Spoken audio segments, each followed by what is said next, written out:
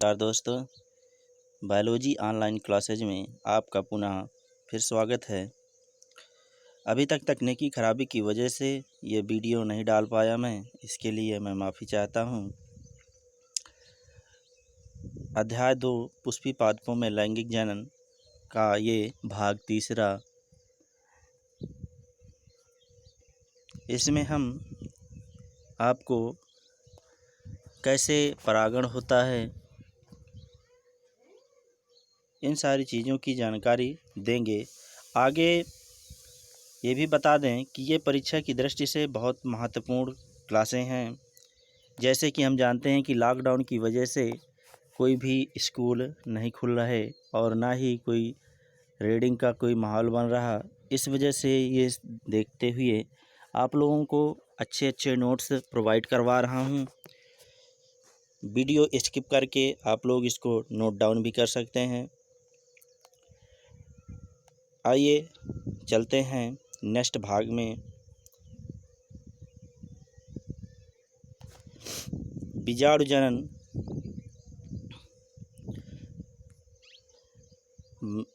Megasporogenesis बीजाणु जनन क्या होता है। ये मेगास्पोरोजेनेसिस जैसा कि नाम है, इसमें गुरु बीजाणुधानी जो मादा कोशिकाओं के अंदर पाई जाती है, गुरु बीजाणु मात्र कोशिका द्वारा अर्धसूत्री विभाजन करके अगुणित बीजाणु बनाने की प्रक्रिया को क्या कहते हैं?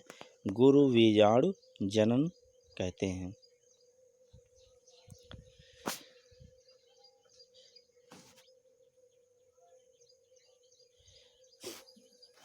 नेक्स्ट में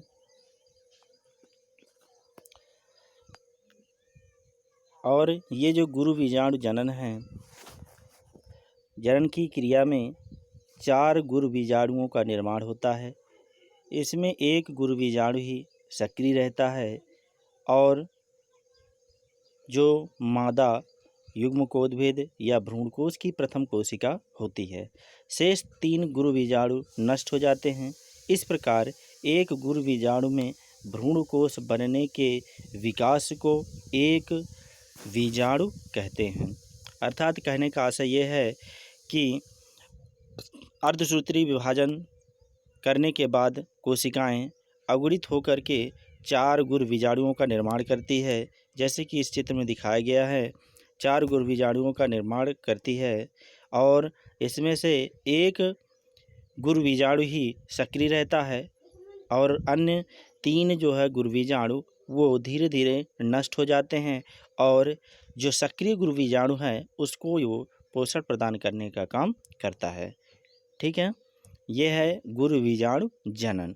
नेक्स्ट में आते हैं मादा युग्मकोद्भिद या भ्रूण कोश किसे कहते हैं। यह एक अंडाकार बहुकोशिकीय संरचना होती है। यह बीजांडकाय में धसे होते हैं। भ्रूणकोश एक पतली पेक्टिन और सेलुलोज की झिल्ली से ढका रहता है। किसकी झिल्ली से? पेक्टिन और सेलुलोज की झिल्ली से। और भ्रूणकोश के अंदर साधारणतया 7 कोशिकाएं पाई जाती हैं।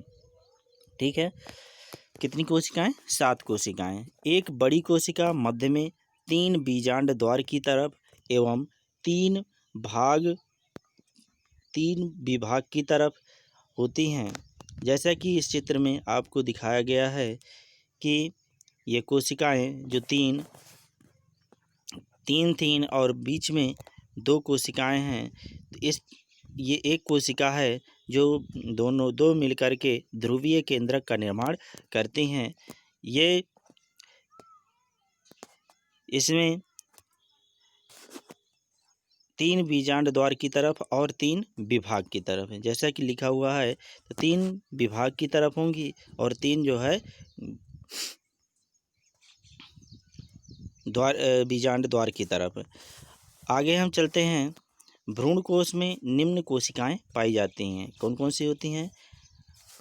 अंड उपकरण, प्रतिमुख कोशिका और केंद्रीय कोशिका। ये 3 भ्रूणकोश में कोशिकाएं पाई जाती हैं। ठीक दोस्तों, नेक्स्ट में आते हैं हम परागण।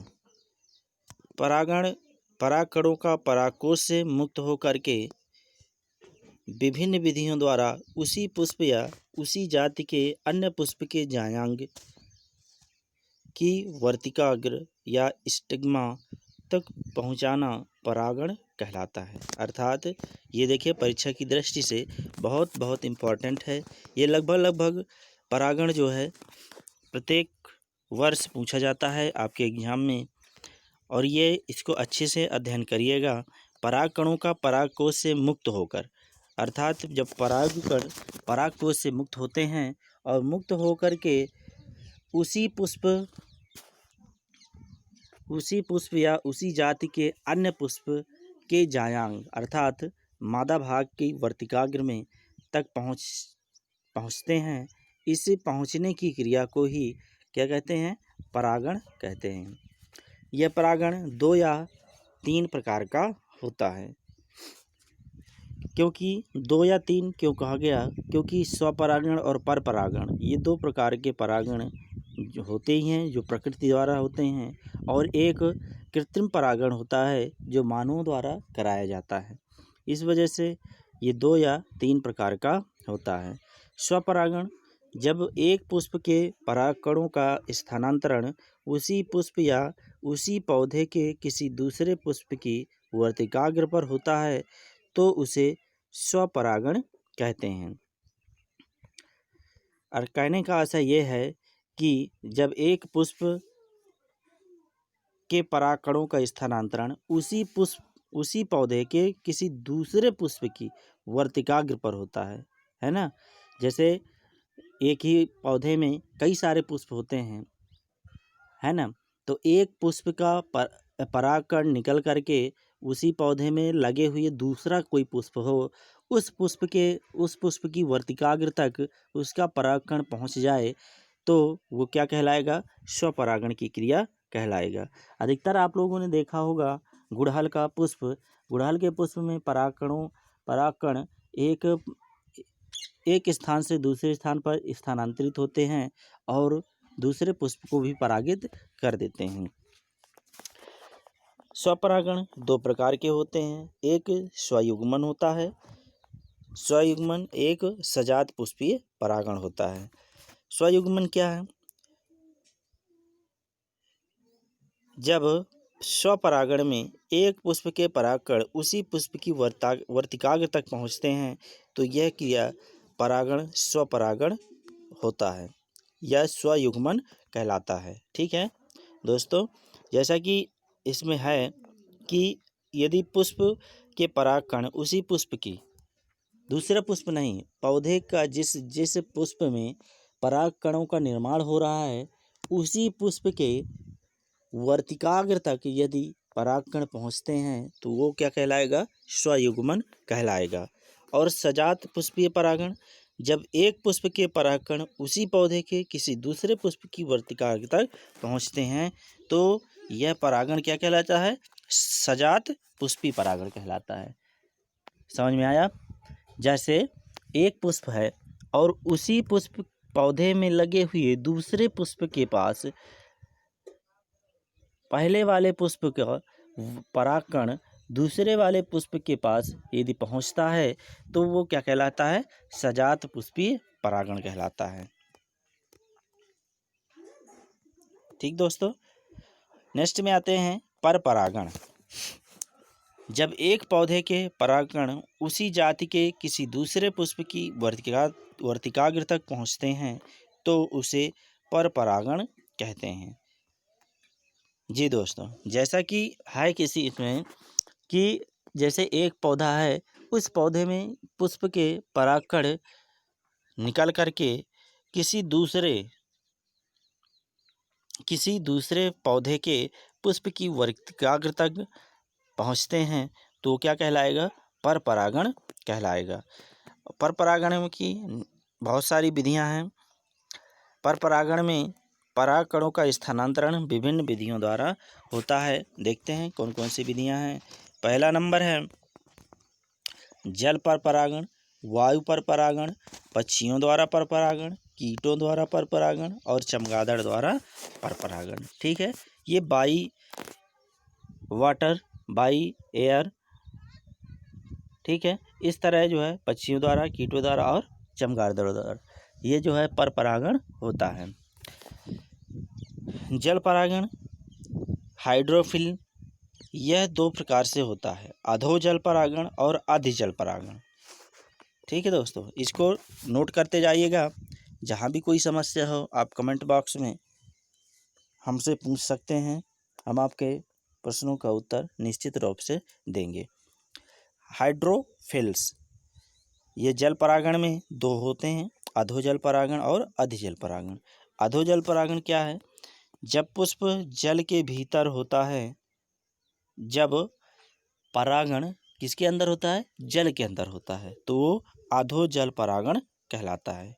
ठीक है, जब परागकण निषेचित करते हैं पुष्प को जल के अंदर, तो अधो जल परागण कहलाता है।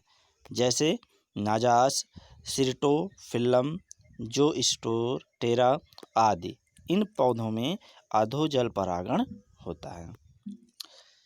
अधि जल परागण क्या है कि जब पुष्प जल की सतह पर परागित होते हैं तो उसे अधि जल परागण कहते हैं। जब कोई पुष्प है वो जल के अंदर खिला हुआ है, जल के सतह पर खिला हुआ है और उसी सतह पर ही वो परागित हो जाता है, तो अधि जल परागण कहलाता है। जैसे बेलिसनेरिया, पोटेमीजिटोन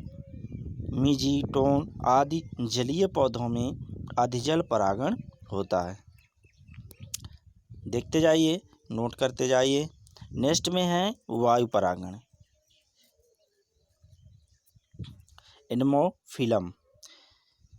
एनोमोफिल। जब पराग कणों का स्थानांतरण वायु द्वारा होता है, किसके द्वारा? बाई एयर, तो उसे वायु परागण कहते हैं। ऐसे परागकण छोटे, हल्के, चिकने व शुष्क होते हैं। इन परागकणों का उत्पादन अधिक संख्या में होता है। वायु परागण पुष्पों में वर्तिकाग्र में अनुकूलन पाए जाते हैं। ठीक है, मेरी समझ से आपको समझ में आ गया होगा कि वायु द्वारा जब परागकण एक जगह से दूसरे स्थान पर पहुंचते हैं और किसी दूसरे पुष्प को परागित करते हैं, तो वो आपका वायु परागण कहलाएगा। नेक्स्ट में आते हैं वायु परागण हो गया। नेक्स्ट में आते हैं पक्षियों द्वारा परागण। पक्षियों द्वारा परागण अनेक उष्णकटिबंधीय पौधे पक्षियों द्वारा परागित होते हैं। कैसे पौधे? उष्णकटिबंधीय। इसमें पुष्प नलिकाकार, प्यालेनुमा अथवा कुंभाकार होते हैं। ये पुष्प चमकदार, आकर्षक, मकरंद युक्त होते हैं। मकरंद से आकर्षित होकर के आए पक्षियों की चोंच व शरीर से परागकण चिपक जाते हैं तथा इनके साथ ही दूसरे पौधे तक पहुंच जाते हैं। ठीक है, पक्षियों द्वारा परागण जब पुष्प में नलिकाकार या प्यालेनुमा या कुंभाकार जो पुष्प होते हैं, इन पुष्प में एक चमकदार, आकर्षक, मकरंद युक्त होते हैं और इनके कारण ही ये पक्षी उनकी ओर आकर्षित होते हैं और उन पर जाकर के बैठते हैं, तो उनके परागकण उनके पैरों में, चोंच में, शरीर पर चिपक जाते हैं और उनके साथ ही दूसरे पौधे तक पहुंच जाते हैं। तो ये किसके द्वारा परागित हुए? पक्षियों द्वारा। नेक्स्ट में आते हैं कीटों द्वारा परागण। मधुमक्खी हो गई, है ना, मक्खियाँ हो गई, पतंग हो गए और तितली हो गई। ये सारे कीट हैं जो पौधों को परागित, पुष्पों को परागित करते हैं। ऐसा अनुमान है कि लगभग 80% कीट परागण मधुमक्खियों द्वारा होता है, क्योंकि मधुमक्खियाँ क्या करती हैं? पौधे के पुष्प से जो है मकरंद चूसती हैं और इस वजह से अधिकतर जो है परागकण मधुमक्खियों के पैरों में, शरीर में और उनके पंखों में लग जाते हैं और वो एक पौधे से दूसरे पौधे या एक पुष्प के दूसरे पुष्प के पास पहुंच जाते हैं। चमगादड़ द्वारा कुछ पौधों में पुष्प रात में भी खिलते हैं तथा अधिक मात्रा में मकरंद शामिल करते हैं।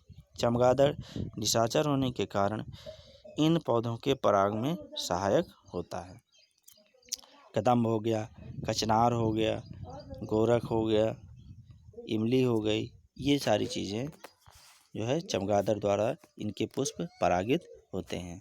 ठीक है दोस्तों, ये हमारा तीसरा भाग है। यदि आपको अच्छा लगे लाइक करिए, अपने दोस्तों को शेयर करिए और चैनल को सब्सक्राइब करिए। नमस्कार।